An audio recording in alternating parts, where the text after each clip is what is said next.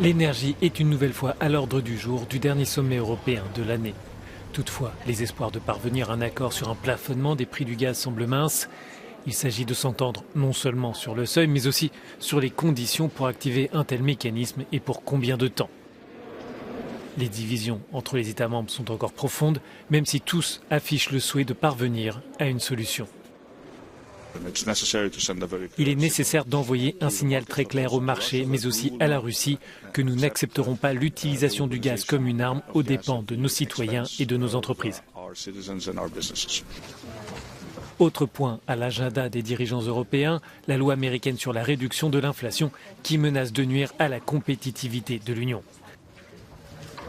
La Commission européenne propose la mise en place d'achats communs pour soutenir le secteur industriel, mais certains pays comme l'Allemagne restent réservés.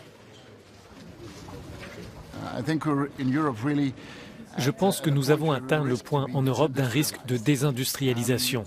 Et aujourd'hui, il n'y a pas de réponse commune.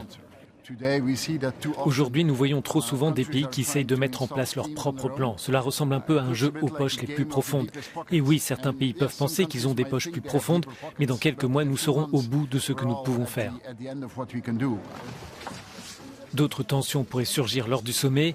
La Pologne menace de bloquer les discussions sur un impôt minimal commun sur les entreprises et même sur un plan d'aide à l'Ukraine.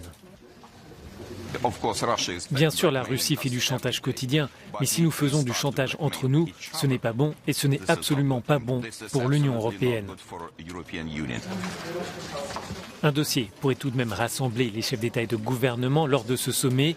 L'Union devrait accorder à la Bosnie-Herzégovine le statut de candidat à l'adhésion.